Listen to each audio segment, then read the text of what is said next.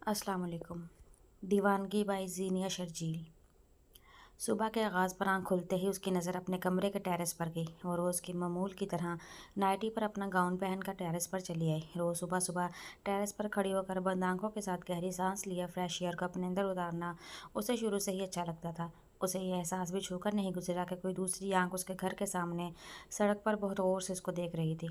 टखनों से छूती टाइटी पर पहने गाउन जिसकी डोरियों को कमर से कसने की ज़रूरत महसूस ना की गई थी, ना ही उसने शोल्डर से ज़रा नीचे आधे खुले बालों को बांधने की जहमत की थी।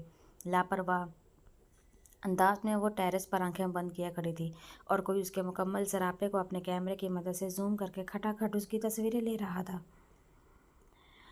किसी एहसास के तहत जैसे ही उसने अपनी आंखें खोली तो कोई शख्स एकदम सामने सड़क पर मौजूद दरख्त की आड़ में हो गया। वह हैरतज़दा होकर अपने गाउन की डोरियां बंद करती हुई अपने घर के सामने इस बूढ़े दरख्त को देखने लगी जिसके पीछे छुपे हुआ शख्स उसकी आंखें खोलने पर एकदम दरख्त के पीछे छुप गया था। वो आज भी शख्स का नोटिस लिए बिना अपने कमरे में चली गई जो मालूम नहीं आज से पहले कितने मुकामात पर कितनी जगहों पर उसकी ढेरों की तादाद में अपने मोबाइल में तस्वीरें खींच रहा था। आज शायद किस्मत उस पर काफ़ी मेहरबान थी जब भी वह इंग्लैंड में रेड्स क्लब में बैठा हुआ जुए की एक के बाद एक बाजी में कामयाब होकर जीत अपने नाम किया जा रहा था। मोबाइल पर आई फाई की कॉल को वो काफ़ी देर से नज़रअंदाज किए हुए था। सारे क्वाइंस का मालिक बनकर भी आखिर वो टेबल से उठा तो सामने से आती मार्था जानबूझकर उससे टकराई थी। हाय हैंडसम, अगर तुम चाहो तो हम दोनों तुम्हारी जीत को एक साथ मिलकर भरपूर तरीके से आज रात सेलिब्रेट कर सकते हैं। क्या ख्याल है तुम्हारा इस बारे में? मार्था ने उससे बोलते हुए अपने जिपर की जिप अच्छी खासी नीचे कर दी जिससे उसके जिस्म के खूबसूरत खदोखाल और ज़्यादा वाज़ेह होने लगे। जो मार्था के गले की गहराई देखने के बाद मार्था को देखने लगा जो उसको आंख मारते हुई मैंने खीजी से मुस्कुरा रही थी। मेरी आदतें और ख्यालात जैकी से काफ़ी ज़्यादा मुख्तलिफ हैं, ये बात तुम अच्छी तरह जानती हो, और ये भी कि मैं अपनी जीत को अकेला सेलिब्रेट करने का आदी हूँ। हाँ, अगर आज की रात तुम मेरी बजाय किसी और के साथ नाइट स्पेंड करने का इरादा रखती हो तो तुम बेशक पाइक के साथ खूबसूरत लम्हात इंजॉय कर सकती हो। वैसे भी वो आज फ्री है। वो मार्था के करीब आकर उसकी शर्ट की जिप ऊपर करता हुआ बोला जिस पर मार्था का मुंह बन गया। इससे पहले वह कसीनों से बाहर जाने के लिए कदम उठाता मार्था अपने दोनों बाजुओं को उसके गले में हायल करती हुई बोली, मेरे ख्याल में तुम्हें एक बार आजमाना चाहिए। मैं शैम्पेन की बोतल जितना नशा रखती हूँ। मार्था की बात सुनकर उसने अपने दोनों हाथ मार्था की कमर पर टिकाए। नशा मैं वही पसंद करता हूँ जो सर चढ़ कर बोले, जबकि शैम्पेन की बोतल मेरा कुछ नहीं बिगाड़ती। मार्था की कमर पर रखे हुए हाथों से वो मार्था को पीछे हटाता हुआ कसीनों से बाहर निकल गया था। अजीब मगरूर आदमी है ये जैकी का दोस्त भी। मार्था आहिस्ता आवाज़ में बुड़बुड़ाते हुए अपने मोबाइल से फाइक का नंबर मिलाने लगी। खामोशी से अपना खाना फिनिश करो क्योंकि तुम्हें एक हेल्थ पे भी बनना है। 10 माह के जिमल की रोने की आवाज़ पर पूरे हॉल में गूंज रही थी क्योंकि वह अपनी भूख से ज़्यादा सिरिलैक खा चुकी थी। वो अब और सिरिलैक नहीं खाना चाहती थी, जबकि 8 साल दुरैत जिमल के मुंह में ज़बरदस्ती सिरिलैक ठूंस रहा था जिसकी वजह से जिमल ने रोना शुरू कर दिया था। ये क्या कर रहे हो तुम? जिमल के साथ मारना है तुम्हें इसे इतना ज़्यादा सिरिलैक खिलाकर? तबिंदा ने जिमल की रोने की बात सुनकर कमरे से बाहर आई। अपनी बेटी का दुरैत के हाथों हशर देखकर वो अपना गुस्सा जब्त करते हुए दुरैत से बोली, खाने से कौन मरता है? आप भी तो रोज़ खाना खाती हैं और इस बाउल में जितना सिरिलैक है इससे ज़्यादा खाना खाती हैं आप। आपको तो कुछ नहीं होता। वैसे भी आप जिमल के लिए परेशान मत हुआ करें। कल डैड ने आपसे बोला था ना जिमल अब दुरैत की जिम्मेदारी है। दुरैत तबिंदा को तड़क कर जवाब देता हुआ रोती हुई जिमल को वहाँ से लेकर चला गया। तबिंदा गुस्से में खोलते हुए दुरैत को देखने लगी। वो समन की ज़िंदगी में बिल्कुल भी बदतमीज़ बच्चा नहीं था, मगर अब तो उसका ये हाल था कि वो बात बात पर ना सिर्फ तबिंदा से बदतमीज़ी करता था बल्कि उसकी छोटी सी बेटी को भी अपनी जगीर समझता था।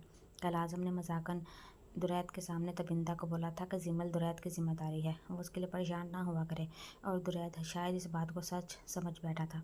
वह अभी दुरैत के कमरे में जाकर जिमल को लेकर आती तो तबिंदा को पूरा यकीन था आज हमने ऑफिस से आकर उल्टा इसी को समझाना था, इसलिए वह वक्त गुजरने का इंतज़ार करने लगी।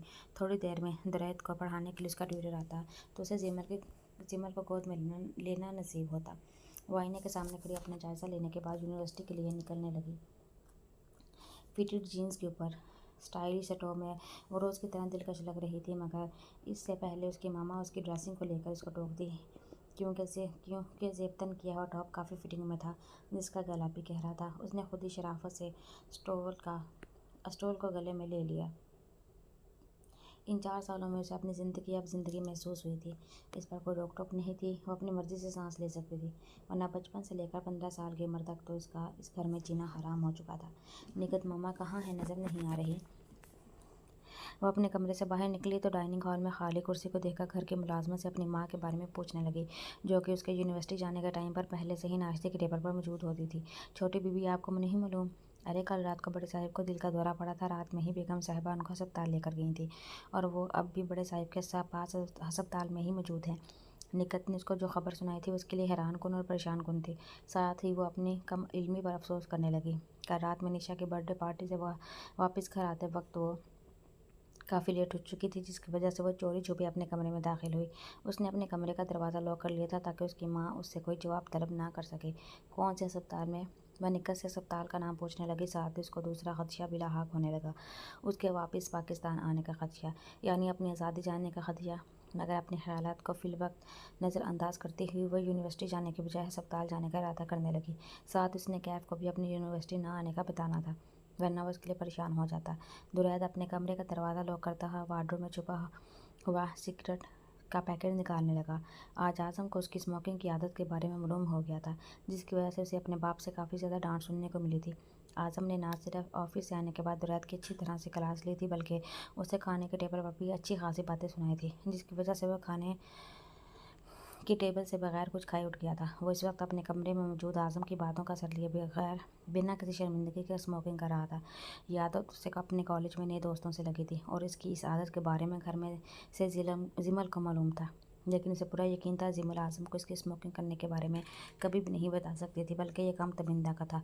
आज सुबह इत्तेफाक से तबिंदा का इसके कमरे में आना हुआ था। बेड पर पड़ा हुआ सिगरेट का पैकेट तबिंदा की नज़र से छुप न सका था, मगर वो सिगरेट के पैकेट को देखकर दुरैद पर यह तासुर देने लगी कि दुरैद का स्मोकिंग करना उसकी नज़रों में कोई ख़ास बात नहीं। लेकिन शाम में जब आज़म ऑफिस से वापस आया तो वो दुरैद के बारे में आज़म को बता चुकी थी।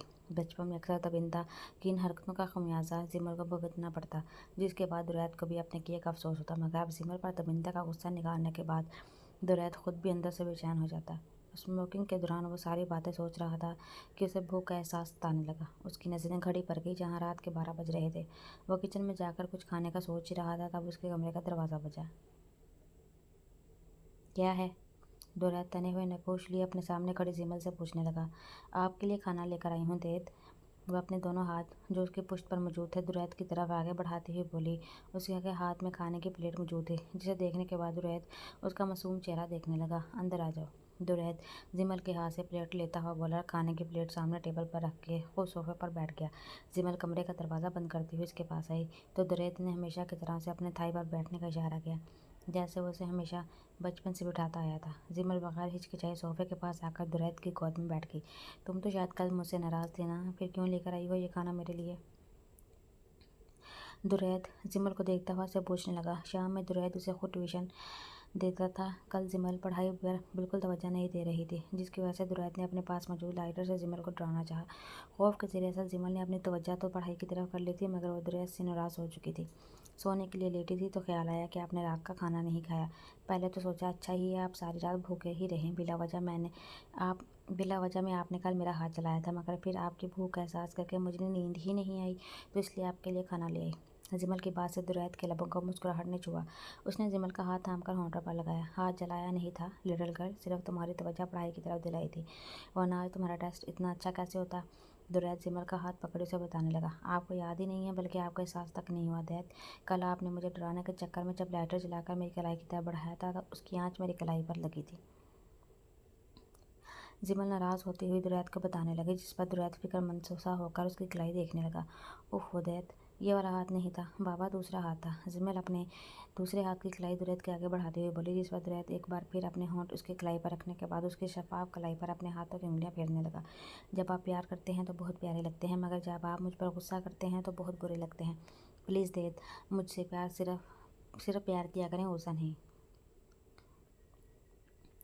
जिमल ने बोलते हुए अपनी कोहनी दुरैद के शोल्डर पर टिकाई, जिससे उसका चेहरा मजीद दुरैद के चेहरे से नज़दीक हुआ। दुरैद गौर करता हुआ जिमल के चेहरे को देखने लगा। वो इस वक्त 8 साल की मासूम बच्ची थी। बचपन में जब पहली बार उसने दुरैद का नाम पुकारा था, तब दुरैद की बजाय दैत उसके मुंह से अदा हुआ था। तब से वो दुरैत को देख कहकर ही पुकारती थी। उसे बचपन से प्यारी लगती थी, तब से जब वो खावर और तमिंदा के साथ अपने घर पर रहती थी। जिमल इसकी बर्थडे वाले दिन ही पैदा हुई थी। दुरैत समन से जिद करके अक्सर जिमल से मिलने जाया करता था। फिर एक दिन अचानक जिमल हमेशा के लिए उसके घर आ गई। दुरैत को ये बात बुरी नहीं लगी। वो बहुत खुश हुआ था। बुरा सा तब लगा जब आज़म ने उसे बोला समन के बजाय तबिंदा उसकी मामा है। इस बात को उसका जहन बचपन से अब तक कबूल नहीं कर पाया था। दैत कहाँ खो गया? आप मेरी बात सुन भी रहे हैं या नहीं? जिमल उसके चेहरे के आगे हाथ की उंगलियां लहराती हुई बोली तो दुरैत माजी से वापस लौटता हुआ जिमल को देखने लगा, जो अभी भी उसके बेहद करीब बैठी हुई थी। दुरैत करीब से उसके चेहरे के खूबसूरत नकूश को देखता हुआ उसके गुलाबी होंठों को देखने लगा। उसके बाद भटक कर उसकी निगाह जिमल की गर्दन पर गई। स्लीवलेस शर्ट से नजर आते उसके बाजू दुरैत के जज्बात को बहकाने लगे। मैं खाना खा लेता हूँ जिमल, तुम अपने कमरे में जाओ। दुरैत जिमल की बातों को नज़रअंदाज करता हुआ उससे बोला। जिमल बेशक 8 साल की बच्ची थी, इतनी अकल फहम नहीं रखती थी, मगर वो बच्चा नहीं था। नहीं, मुझे नहीं जाना अपने रूम में, मैं आपसे बातें करनी है अभी ढेर सारी।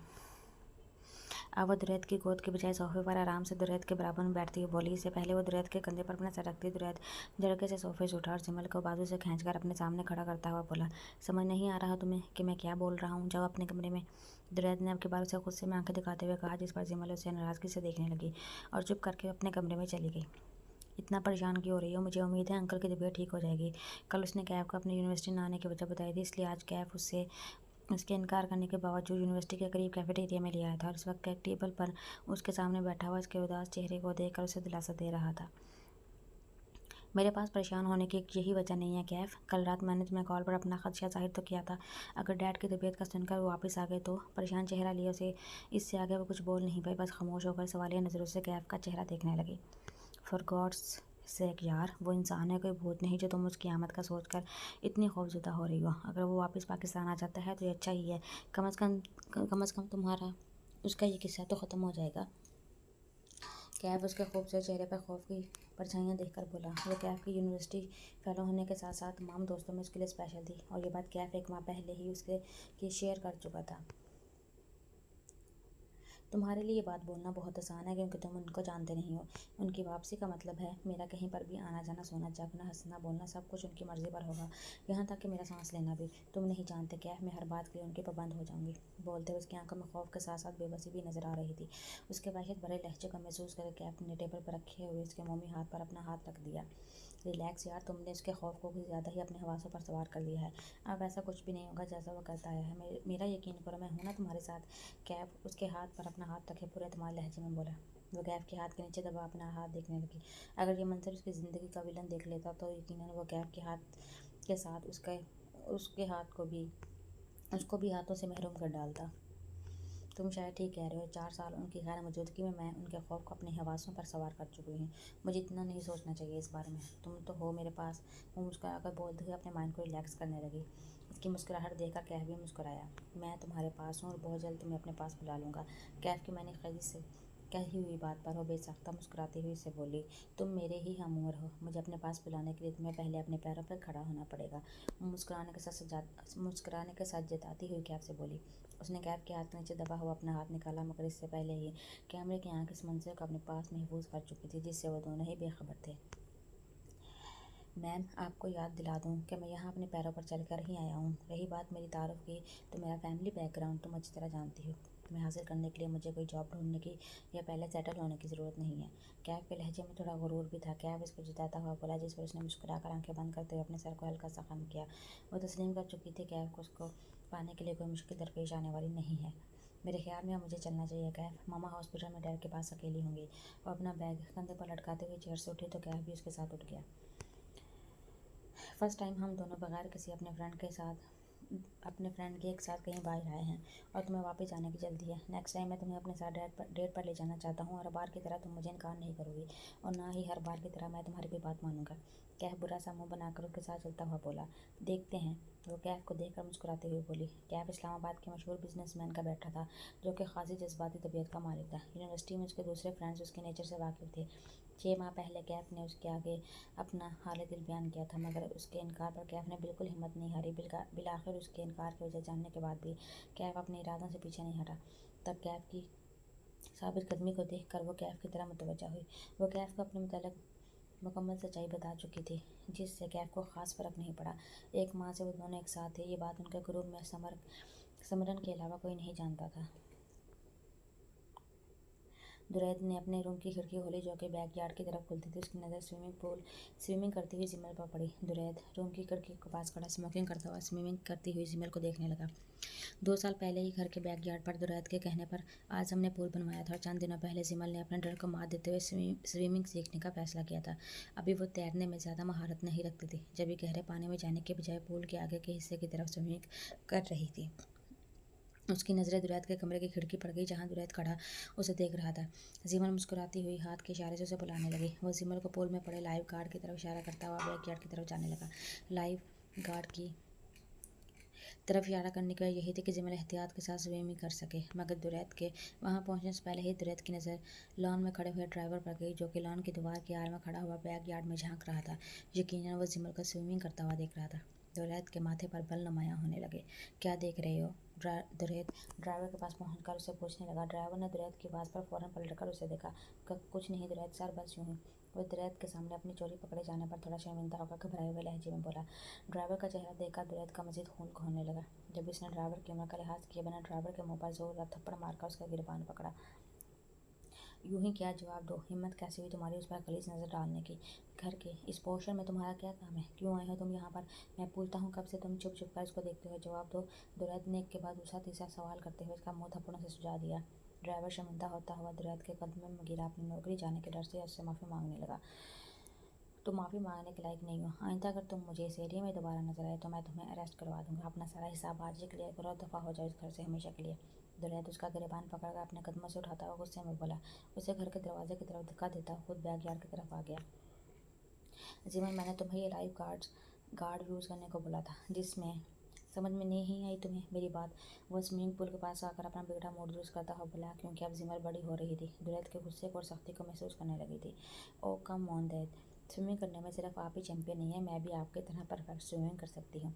इस लाइफ गार्ड की ज़रूरत नहीं है मुझे। देखते जाएं बस अब। जिमल दुरैद को बोलते हुए पूल में आगे की तरफ जाने लगी। आगे पानी गहरा है जिमल, वापस आओ फ़ौरन। आपकी बात दुरैद थोड़ा सख्त लहजे में बोला। यकीनन वो दुरैद से दांत वसूल करने के लिए उसे अपने गहरे पानी में स्विमिंग करके दिखाना चाहती थी, इसलिए वो दुरैद के वार्निंग देने की परवाह किए बगैर बोली। मुझे बच्चा समझना छोड़ दे दुरैद, मैं अब बच्ची नहीं हूँ और गहरे पानी में आसानी से स्विमिंग कर सकती हूँ। जिमल दुरैद को जताते हुए बोले, तो दुरैद उसकी बात सुनकर वहीं खामोशी से खड़ा से स्विमिंग करता हुआ देखने लगा। और ये बात वो ठीक कह रही थी कि वह बच्ची नहीं रही थी। उसकी बढ़ती हुई उम्र के साथ जिस्म के खूबसूरत कद और ख्वाब नुमायाँ होने लगे थे। वो इस वक्त स्विमिंग कास्ट्यूम में मौजूद थी, जो हद दर्जा काबिल एतराज़ तो नहीं था, मगर फिर भी उसके एरिया बाजू और घटने तक छलकती हुई सफ़ेद कुंडलियाँ देखकर कोई भी मर्द उसकी तरफ मुतवज्जा हो सकता था। दैत को एक बार फिर इस ड्राइवर पर गुस्सा आने लगा, जो आंखों में गलाजत लिए जिमल को देख रहा था। वो खुद भी इस वक्त जिमल को गौर से देख रहा था, मगर उसकी नज़रों में गलाजत नहीं थी। अगर जिमल को देखकर उसकी नज़रों का जाविया या जहन बहक भी जाता तो अपने आप को बुरी तरह झड़कता। वो बचपन से उसी की थी और हमेशा उसी की रहेगी। ये बात वो अपने दिल को अच्छी तरह समझा चुका था। बाकी बचता था उसका बाप जिमल की मार खुद जिमल, तो इन दिनों से वो हमेशा ही अपनी मनमाता आया था। तो बिंदा अगर किसी भी मामले में अड़ जाती तो भी होता वही था जो वो चाहता था। That that please help me. जिमल की चलाती हुई आवाज़ पर दुरैद अपनी सोचों से एकदम बाहर निकला। जिमल। वो जिमल को गहरे पानी में हाथ पांव चलाते हुए और डूबता हुआ देखकर एक पल के लिए डर गया। उसके लिए जिमल के चीखने पर बिना सोचे समझे दुरैद ने पूल में छलांग लगा दी। दुरैद उसे बाजू में उठाकर स्विमिंग पूल के बाहर लेकर आया। पूल से बाहर बने टाइल्स पर जिमल को उठाकर ज़ोर ज़ोर से उसके गाल थपथपाने लगा। जिमल, आंखें खोलो प्लीज़, जल्दी से आंखें खोलो। वो दुरैद के पुकारने पर भी आंखें बंद किए बेइज्जत लेटी हुई। तब दुरैद ने उसकी सांसों की रफ्तार चेक की। वो खुद जिमल की हालत देखकर इतना घबरा गया था कि समझ ही नहीं सका जिमल की सांसों की रफ्तार मध्यम चल रही है या उसे ऐसा महसूस हो रहा है। दुरैद उसे नकली सांस देने के लिए जैसे ही जिमल की तरफ झुका, जिमल ने जल्दी से अपनी आंखें खोल दी। दुरैद हैरतज़दा सा जिमल को देखने लगा।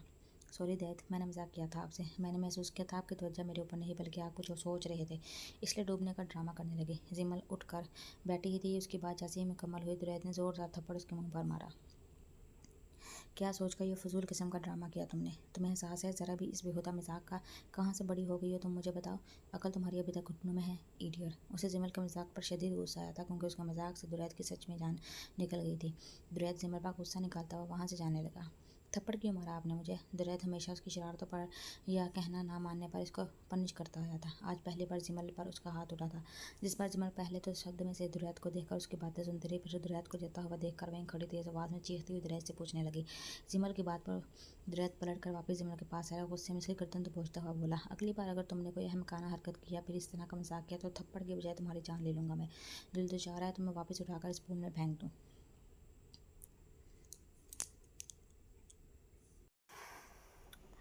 दुरैद ने जिमल की गर्दन दबोचकर सिर्फ बोलने पर इन्हसार नहीं किया था, बल्कि जिमल को गर्दन से पकड़े वो अपनी बाजू की ताकत से शायद उसे पीछे पूल में धकेल भी देता। दैत क्या हो गया है आपको? जिमल ने जल्दी से अपने गर्दन पर उसके हाथ पर रखा हुआ अपना हाथ हटाकर दुरैद की शर्ट मजबूती से पकड़ लेती हुई बोली। दुरैद उसके गर्दन को छोड़कर गुस्से में जिमल को देखने लगा, जो आंखों में आंसू भरे उसी को देख रही थी। पहनो इसे। रिलैक्सिंग चेयर पर रखा हुआ जिमल का बात का ऊन उठाकर वो जिमल की तरफ बढ़ाता हुआ बोला, जिसे जिमल दुरैद के हाथ से लेकर एक बार में ही दुरैद के कहने पर खामोशी से पहनने लगी, जिसके बाद वह जिमल को बाजू से पकड़कर उसे उसके कमरे में लाया। जिमल खामोशी से दुरैद को वार्डरोब से टॉवल निकालता हुआ देख रही थी। वो चुपचाप खड़ा टॉवल की मदद से जिमल के बाल खुश्क करने के बाद उसके बालों को ड्राई कर रहा था। उसके बालों में ब्रश की मदद से सुलझाता हुआ दुरैद जिमल को आईने से देखने लगा। जिमल खुद भी आंखों में नाराज़गी लिए आईने में से दुरैद को देख रही थी। वो जिमल को उसके बाल नहीं कटवाने देता था, क्योंकि उसे जिमल के लंबे बाल बेहद पसंद थे। जिमल अक्सर अपने उलझे हुए बालों के साथ उलझ कर उन्हें सुलझाने के लिए तबिंदा के पास या फिर ज़्यादातर दुरैद के पास ही आती थी। ऐसे नाराज़ होकर देखने की ज़रूरत नहीं है मुझे। अगर तुम ये समझती हो कि मैं तुम्हारी इस फजूल हरकत के बाद तुम्हें मनाऊंगा तो भूल जाओ। जिमल की आंखों में नाराज़गी देखकर दुरैद उससे बोला, जबकि वो खुद जानता था ऐसा मुमकिन नहीं है। वो ज़्यादा देर खुद उससे बिना बात किए नहीं रह सकता। मैं फ्रिज में रखी हुई सारी स्ट्रॉबेरीज खा जाऊंगी, रात को सोने से पहले ऑरेंज जूस भी पीऊंगी। कोई ज़रा रोक कर तो दिखाए मुझे। खट्टी चीज़ें फ़ौरन जिमल का गले पर असरअंदाज होती थी, जो वो दुरैद की नज़र से बचकर कभी कभी खा लेती थी। जिमल गुस्से में आईने से दुरैद को देखकर धमकी देती हुई बोली। वो जिमल की धमकी सुनकर हेयर ब्रश को ड्रेसिंग टेबल पर रखता हुआ जिमल का रुख आईने से अपनी तरफ कर चुका था। अगर तुम बीमार हुई तो जानती हो ना, तुम्हारा दैद तुम्हें कैसे अपने हाथों से दवा खिलाएगा। दुरैद की बात सुनकर जिमल ने रोते हुए दुरैद के सीने पर गुस्से में अपना हाथ जोर जोर से मारना शुरू कर दिए। जिमल पास हो गया। अब तुम ओवर हो चुकी हो, स्टॉप इट यार। दुरैद उसके दोनों हाथों को काबू करता हुआ बोला तो जिमल दोबारा गुस्से में दुरैद को देखने लगी। दुरैद की नज़र उसके गाल पर पड़ी। उसने जिमल का हाथ छोड़कर उसके गाल पर अपना हाथ रखा ही था, जिसे जिमल ने बुरी तरह झटका दिया। आप बहुत बदतमीज़ है दैद। जिमल दुरैद को देखती हुई बोली। हाँ मुझे मालूम है, जाओ चेंज कराओ। और एक बात मेरी कान खोल कर सुन लो, आज के बाद तुम स्विमिंग नहीं करोगी। दुरैद उसको बोलते हुए अपने कमरे में चला गया। थोड़ी देर पहले वो यूनिवर्सिटी से हॉस्पिटल आई थी। आज आज़म को हॉस्पिटल में एडमिट हो गए, तीसरा दिन था। अच्छी बात यह थी कि कल की बनिस्बत आज उसकी तबीयत काफ़ी बेहतर थी, इसलिए जिमल ने थोड़ी देर के लिए तबिंदा को घर भेज दिया था, क्योंकि तबिंदा परसों रात से हॉस्पिटल में मौजूद थी। थकान अब उसके चेहरे से वाज़ेह होने लगी थी। जिमल चाहती थी कि तबिंदा घर जाकर थोड़ी देर आराम कर ले, मगर तबिंदा आज़म को छोड़कर जाने के लिए तैयार नहीं थी। जिमल ने उसको ज़बरदस्ती घर भेजा था। वह अपने सामने बिस्तर पर लेटे वजूद को देखने लगी, जिसके मुंह और नाक में ग़ज़ा और दवाओं की नालियाँ लगी हुई थी। ड्रिप लगे हुए उसके हाथ पर अब स्वेलिंग आ चुकी थी। आज़म को इस हालत में देखकर जिमल को दुख हो रहा था। वो काफ़ी ज़्यादा उदास थी। उसने अपने सगे बाप को आज तक नहीं देखा था। जब से होश संभाला था वो आज़म को ही बाप की सूरत देखती आई थी। आज़म ने एक अच्छे बाप की तरह ही उसकी परवरिश की थी, अपनी सगी औलाद में, और इसमें कभी कोई फ़र्क नहीं रखा था। दुरैद, आज़म की आवाज़ पर जिमल अपनी सोचों के बंधन से आज़ाद होकर होश की दुनिया में आई। जी डैड, क्या हुआ? ये मैं हूँ जिमल। किसी चीज़ की ज़रूरत तो नहीं है आपको? वो अपनी सोचों में आज़म के पास बैठी हुई, उसे अंदाज़ा नहीं हुआ था कि कब उसने आज़म के हाथ पर अपना हाथ रखा था। जिमल एकदम अपना हाथ हटाकर कुर्सी से उठती हुई मज़ीद आज़म के करीब आकर उससे पूछने लगी। मैं समझा शायद दुरैद वापस आ गया है। आज़म ज़रा सी आंखें खोलकर आहिस्ता आवाज़ में बोला तो जिमल नज़रें चुराती हुई बोली, वो गलती से मैंने आपके हाथ पर अपना हाथ रख दिया था। वो आ जाएंगे वापस, आप ज़्यादा मत सोचें। जिमल इस शख्स के जिक्र से बचना चाहती थी, इसलिए कमरे की मौजूद खिड़की के पास जाकर खड़ी हो गई। सच तो ये था, वो बिल्कुल भी नहीं चाहती थी कि दुरैद आज़म की वापसी हो। कैसे नहीं सोचो, वो बेटा है मेरा। आपको मालूम है ना, आप में और दुरैद में मेरी जान बसती है। बेटा, उसे अपनी नाराज़गी ख़त्म कर दें आप। इससे यहाँ अपने डैड की खातिर वापस बुला लें। आपके डैड उसे देखना चाहते हैं। आप उसे एक बार फ़ोन कर लें। आज़म की बात सुनकर वो कुछ बोल नहीं पाई। ये काम तो अपनी ज़िंदगी में किसी सूरत नहीं कर सकती थी। आपको ऐसा क्यों लग रहा है वो मेरे बुलाने पर आ जाएंगे? आज तक उन्होंने हम तीनों में से किसी की बात सुनी है? हमेशा वो अपनी मर्ज़ी करते आए हैं और अपनी मर्ज़ी के मालिक हैं। जिमल खिड़की से बाहर एम्बुलेंस को देखती हुई बोली, वो आ जाएगा आपके बुलाने से। चंद माह पहले मुझसे कह रहा था कि जिमल ने जाते वक्त मुझसे कहा था कि वो अब कभी मेरा चेहरा नहीं देखना चाहती और ना वो चाहती है कि अब मैं वापस आऊँ। क्या आप अपने डैड की खातिर उससे नाराज़गी ख़त्म करके कॉल नहीं कर सकती उसे? अब ऐसे भी क्या नाराज़गी उससे बेटा? एम्बुलेंस में डेड बॉडी को रखा जा रहा था। जिमल ने अपनी नज़रों का जाविया फ़ौरन आज़म की तरफ किया। वो जिमल को बहुत उम्मीद भरी नज़रों से देख रहा था। जिमल चलती हुई उसके पास आई और आज़म के हाथ पर अपना हाथ रखा। अगर आप चाहते हैं कि मैं दैत को कॉल करूं तो मैं आपकी खातिर ऐसा कर लूँगी। आपकी बेटी आपकी खातिर कुछ भी कर सकती है, बस आप ठीक हो जाएं। आज उसका नाम दैत अपने लबों से काफ़ी अरसे बाद जिमल ने खुद सुना था। अब तो ये नाम भी उसको बहुत अजनबी लगता था, मगर सामने बिस्तर पर लेटे हुए शख्स को वो मायूस नहीं करना चाहती थी। इसलिए आज़म के चेहरे को देखकर मुश्किल से ही सही मुस्कुराने लगी, क्योंकि जिमल की बात सुनकर आज़म के चेहरे पर रौनक सी आ गई थी। ये लड़का अभी तक घर क्यों नहीं आया? जिमल ज़रा कॉल करो दुरैत को। आज़म और तबिंदर दोनों ही सोफे पर बड़े जमान थे, जबकि जिमल फर्श पर के फ्लोर कुशन पर बैठी हुई थी। आज हफ्ते का दिन था, इसलिए वो तीनों ही सिटिंग रूम में मौजूद थे। सामने स्क्रीन पर कोई मूवी चल रही थी, जिसको देखते हुए आज़म जिमल से बोला, जी डैड, डैड को अभी मैसेज आया था, वो 10 मिनट में आ रहे हैं। आज़म की बात सुनकर वो जल्दी से बात बनाती हुई बोली। हाथ में मौजूद पॉपकॉर्न का बाउल गोद में रखकर दुरैत को मैसेज टाइप करती हुई आज़म का पैगाम देने लगी। ये तीसरी बार था जब वो आज़म के पूछने पर दुरैत को जल्दी घर आने का मैसेज में बोल रही थी। दुरैत के 10 मिनट का मतलब पूरा 1 घंटा होता है, आपका मालूम तो है उसका। आज़म प्लीज़ आप चौथी बार मत पूछिएगा। जानते भी हैं वो सैटरडे नाइट को सिर्फ अपने दोस्तों के साथ सैर सपाटों में मशगूल रहता है। तबिंदा बेजाहिर से अंदाज में बोली तो जिमल तबिंदा को देखने लगी। हर सैटरडे नाइट तो दैद अपने दोस्तों के साथ नहीं गुजारते मामा, वो तो मंथ में कभी एक बार प्रोग्राम बन जाता है उनका। और वैसे भी आज अहमद भाई के बड़े भाई की इंगेजमेंट थी, इसलिए दैद को वापस आने में देर होगी। जिमल को दुरैत के बारे में तबिंदा का इस तरह बोलना ज़रा अच्छा नहीं लगा, इसलिए वो फ़ौरन दुरैत की साइड लेती हुई बोली, तुम चुप कर जाओ जिमल, तुम्हें ज़्यादा दुरैत की अम्मा बनने की ज़रूरत नहीं है। जाओ जाकर कमरे में सोने की तैयारी करो। तबिंदा से अपनी बेटी की दुरैत के लिए चमचागिरी ज़रा बर्दाश्त नहीं हुई, इसलिए वो जिमल को घुरकती हुई बोली। जिमल मुंह बनाकर पॉपकॉर्न का बाउल टेबल पर रखती अपने कमरे में चली गई। क्यों हर वक्त बच्ची के पीछे पड़ी रहती हो तबिंदा? मैं नोट कर रहा हूँ तुम बहुत ज़्यादा जिमल को टोकने लगी हो। आज़म स्क्रीन पर चलती हुई मूवी से उकताकर चैनल बदलता हुआ तबिंदा से बोला, बच्ची कहाँ है आज़म? अब जिमल, इसको तो आपने और दुरैद ने ही बच्चा बनाया हुआ है, खासकर दुरैद ने। उसे बच्चों की तरह अपने सामने बिठाकर नाश्ता करवाता है जैसे मैं नहीं वो जिमल की माँ है। और जिमल उसका लापरवाह अंदाज देखकर तो मुझे उसकी और भी ज़्यादा फिक्र होने लगी है। किस तरह दुरैद के साथ चिपक कर इतना क्लोज होकर बैठ जाती है। और दुरैद अगर कभी उसकी तबीयत ख़राब हो जाए फिर तो उसे मेडिसिन की डोज नहीं बल्कि जिमल चाहिए, जो उसकी आंखों के सामने हर वक्त बैठे रहे। क्या है ये सब आज़म? और आपको भला क्या ज़रूरत थी परसों दुरैद को परमिशन देने की कि वो जिमल को लेकर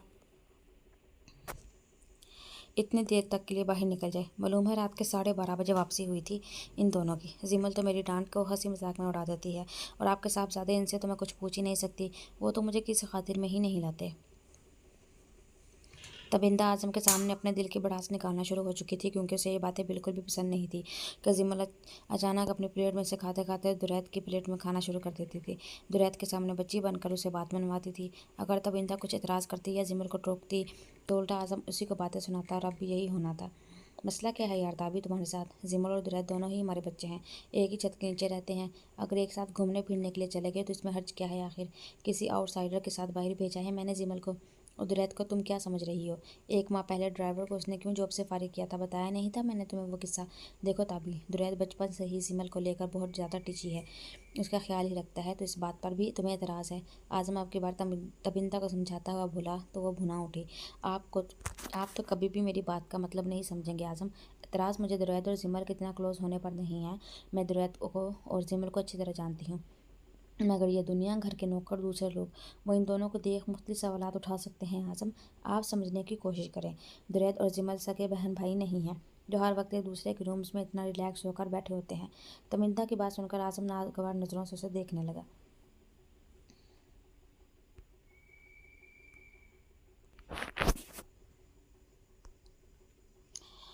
ये किस तरह की जाहिलाना गुफ्तगू कर रही हो तुम ताबी? ये दुनिया वाले कौन होते हैं मेरे बच्चों पर एतराज़ करने वाले, इन पर सवालात उठाने वाले? अगर औकात है किसी की तो आकर मेरे सामने बात करे, फिर मैं इसको बताऊंगा।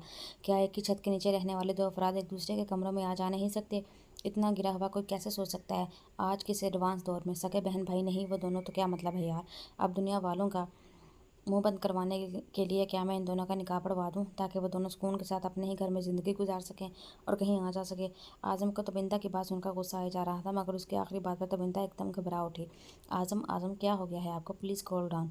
मैंने तो एक नॉर्मल बात की थी, ये निकाह बीच में कहाँ से आ गया? तबिंदा तो कभी दुरैद और जिमल को लेकर ऐसा सोच भी नहीं सकती थी, इसलिए आज़म को कूल करती हुई जल्दी से बोली, ताबी अपने जहन को इन फजूल की सोचों से पाक रखो और मैं आइंदा तुम्हारे मुंह से कोई भी उल्टी बात ना सुनूं।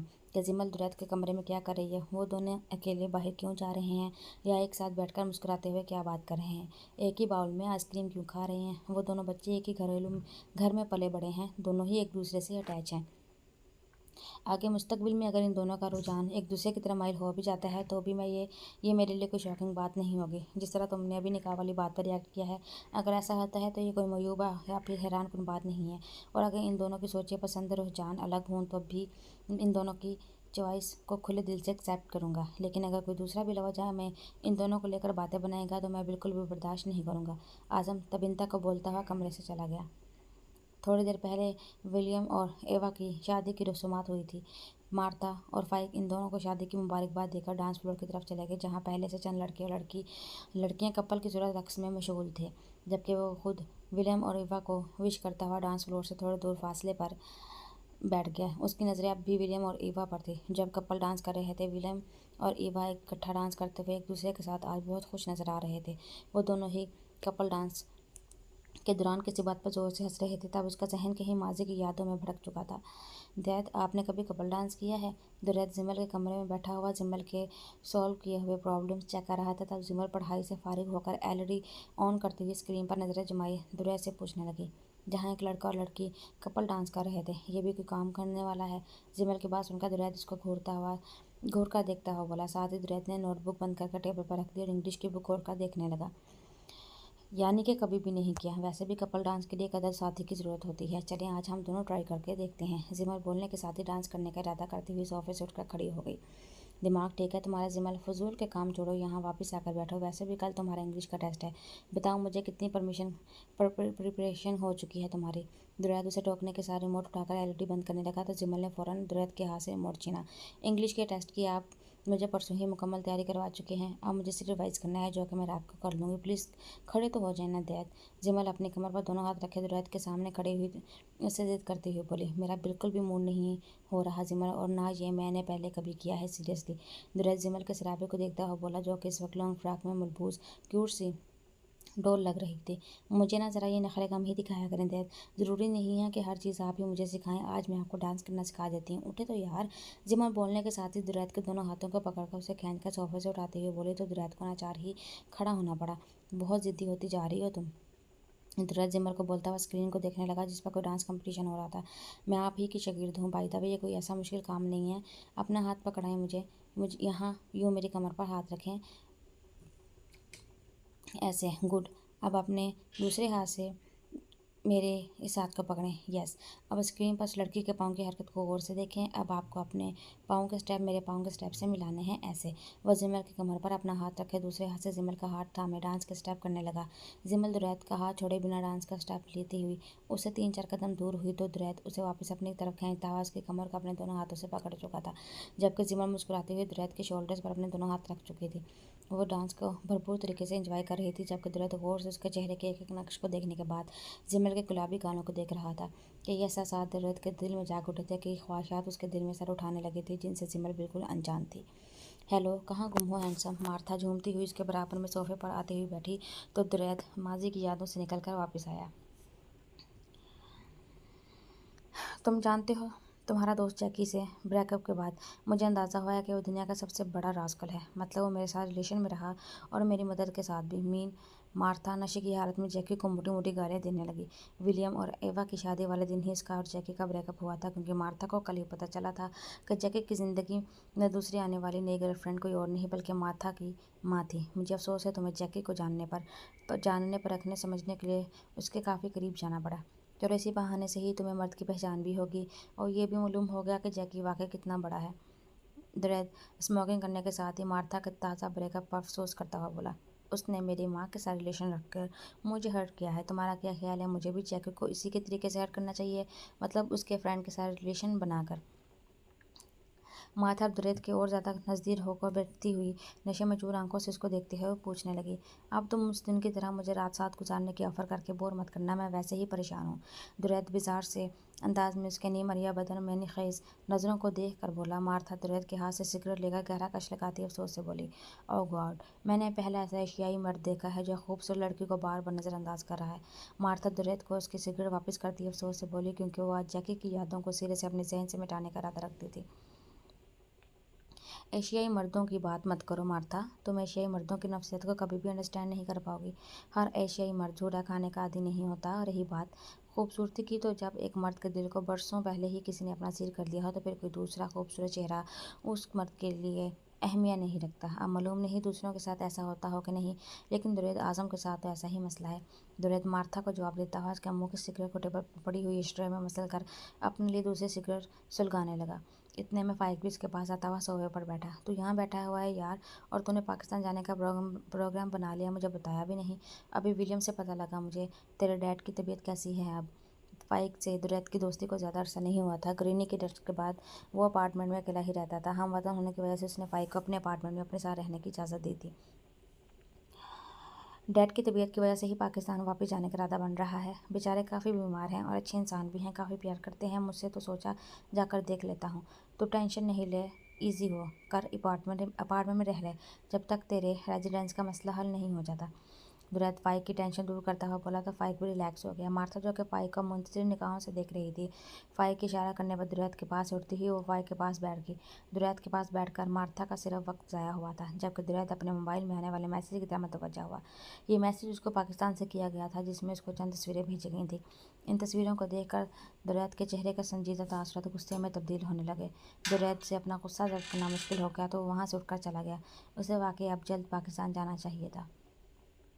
मामा प्लीज़ मेरे साथ हाइड एंड सीख खेलें ना। और 8 साल दुरैत किचन में खाना बनाती हुई समन से बोला, चंदा इस वक्त मैं आपके साथ कैसे खेल सकती हूँ? आपकी तबिंदा आंटी आई हुई हैं आज हमारे यहाँ, मैं उनके लिए रात का डिनर तैयार कर रही हूँ। शाम में खावर अंकल भी हमारे घर आएंगे, और अभी तो आपके डैड भी आने वाले हैं। समन खाना तैयार करने के साथ साथ अपने 8 साल बेटे को बहलाती हुई बोली। उसकी सहेली तबिंदा इस वक्त अपनी नौमलूद बेटी के साथ इस घर पर मौजूद थी, जबकि तबिंदा का शोहर खावर रात में उन्हीं के घर में डिनर करने का इरादा रखता था। क्योंकि जैसे तबिंदा और समन एक दूसरे की सहेली थे, वैसे ही आज़म और खावर भी आपस में दोस्त थे। ठीक है, फिर मैं जिमल को जगा देता हूँ, जब से आई है सो ही जा रही है, मुझे इसको जागते हुए देखना है, वो हर वक्त सोती रहती है। दुरैत सिमन जब बोलता हुआ किचन से बाहर जाने लगा। दुरैत को जिमल को बिल्कुल भी नहीं जगाना, वो जाग गई तो रो रो कर तबिंदा को तंग करेगी। आप जाकर छुपो, मैं आपको ढूंढती हूँ, लेकिन फिर इसके बाद आप मुझसे खेलने का बिल्कुल भी जिद नहीं करेंगे, ओके? समन तैयार होकर समन तैयार हुआ सैलेड फ्रिज में रखती हुई बोली। दुरैत खुशी खुशी छुपने के लिए सीढ़ियाँ चढ़ता हुआ ऊपर छत पर चला गया। क्या कर रहे हैं आज़म, प्लीज़ छोड़ें मुझे। ये सब करने के लिए आपने मुझे ऊपर छत पर आने के लिए बुलाया था? तबिंदा आज़म के हाथ अपने बाजुओं से हटाते हुए उसे बोली। हाँ, यही सब करने के लिए बुलाया था। क्यों नज़रअंदाज कर रही हो तुम मुझे? मेरा फ़ोन क्यों नहीं उठाती? तभी तुम अच्छी तरह जानती हो कि मैं मोहब्बत करता हूँ तुमसे। आज़म बेकरार लहजे में तबिंदा से बोलता हुआ उसे अपने हिसार में लेने लगा, मगर इससे पहले ही तबिंदा ने उसे पीछे की तरफ धकेला। अगर आप मुझसे मोहब्बत करते तो शादी भी मुझसे करते, समन से नहीं। प्लीज़ आज़म, इस तरह रोज़ फ़ोन मत किया करें, कहीं खबर को शक ना हो जाए। क्या जानते नहीं हैं आप अपने दोस्त की तबीयत को? तबिंदा आज़म से इल्तिजाई अंदाज में बोली। बार बार उसका ध्यान सीढ़ियों की तरफ जा रहा था। उसे खदशा था कि समन उसको तलाश करते हुए किचन से छत पर ही ना आ जाए। तुम अच्छी तरह जानती हो समन से शादी करना मेरी मजबूरी थी। घर वालों ने मुझे किस हद तक मजबूर किया था समन से शादी करने को, वरना मुझे उससे रत्ती बराबर भी मोहब्बत नहीं है, ना हो सकती है। सिर्फ एहसास करता हूँ मैं उसका, क्योंकि वो मेरे बेटे की माँ है। मोहब्बत मुझे सिर्फ तुमसे है और तुमसे ही रहेगी। आज़म अब तबिंदा का चेहरा अपने दोनों हाथों में थामता हुआ बोला, तो तबिंदा खामोशी से उसको देखने लगे। ऐसा मत करे आज़म, मैं भी अब शादीशुदा हूँ, एक बेटी है मेरी। आपके ही दोस्त से शादी हुई है मेरी। बहुत गलत किया आज मैंने जो मैं आपके बुलाने पर यहाँ आ गई। तबिंदा अपने चेहरे से आज़म के हाथ हटाते हुए बोली। आज़म की बातें से पिघला रही थी और पिघलना नहीं चाहती थी, इसलिए वापस जाने के लिए पर तोड़ने लगी। आज़म ने उसका रहता भाम का फ़ौरन तबिंदा का बाजू पकड़कर दीवार के साथ लगाया। किस इंसान के लिए मुझसे दूर जाना चाहती हो? वो इंसान जो वफा के लायक ही नहीं। खावर का खुद किसी औरत के साथ अफेयर है। तुम अगर ये समझ रही हो कि मैं तुमसे झूठ बोल रहा हूँ, तो चंद दिन ठहर जाओ। मैंने तुम्हारे शौहर और उस औरत के साथ रंग के हाथों ना पकड़ लिया तो मेरा नाम बदल देना। तबिंदा प्लीज़ यूँ मुझको और मेरी मोहब्बत को नज़रअंदाज मत करो। आज़म तबिंदा को दोनों शानों से पकड़ता हुआ बेबसी से बोला। तबिंदा खुद भी जानती थी आज़म बिल्कुल दुरुस्त कह रहा है। खावर के बदले हुए रंग तेवर उसकी आंखों से पोशीदा हरगिज़ नहीं थे, मगर वो जो खावर की झगड़ालू तबीयत को देखकर उसे लड़ाई झगड़ा करके बात को बढ़ा नहीं सकती थी। क्यों मुश्किलात पैदा कर रहे हैं आप अपने लिए भी और मेरे लिए भी, जबकि आप कुछ भी नहीं हो सकता, आप अच्छी तरह जानते हैं। तबिंदा नम लहजे में आज़म को देखते हुए बोली, तो आज़म ने उसे अपने हिसार में ले लिया। मैं बहुत जल्द कोई ना कोई हल निकाल लूँगा जिससे हम दोनों हमेशा के लिए एक हो जाएंगे। मैं खुद भी तुम्हारे बगैर नहीं रह सकता। आज़म तबिंदा को हिसार में लेकर सरगोशाना अंदाज में बोला। इन दोनों का अंदाज़ा तक ना हो सका। एक मासूम जहन छत पर कमरे में छुपा हुआ इन दोनों को देखता हुआ अपने नन्हे से जहन में कई सवाल पाल रहा है। पसीने से सर चेहरा लिया हुआ नींद से अचानक से जागा, आंखों में जी वहशत का आलम लिया हुआ बेड पर बैठा हुआ इस ख्वाब को सोचने लगा जिसकी हकीकत अब माजी के पन्नों में दब चुकी थी। इस ख्वाब को अपने जहन से नोच कर कहीं दूर फेंक भी नहीं सकता था। यह वह तलख हकीकत थी जिसको वह सोचकर खुद अजियत का शिकार होता था। और ऐसा भी हरगिज़ नहीं था कि वह लंदन आने के बाद जिमल से मुकम्मल तौर पर गाफिल और बेखबर हो गया था। यह हंगरीनी की तबीयत का सुनकर वो इनके पास आ तो गया था, मगर इसने पिछले 4 सालों में जिमल की एक एक हरकत और सकनात पर यहाँ बैठे नजर रखी हुई थी। उसके बाहर आने जाने से लेकर यूनिवर्सिटी फेलो के साथ घूमना फिरना, जिमल का हर प्रोग्राम दुरैत को इसी तरह तस्वीरों के ज़रिए मालूम होता रहता था। मगर आज जो तस्वीर इसको मौसूल हुई थी वो दुरैत को आग लगाने के लिए काफ़ी थी।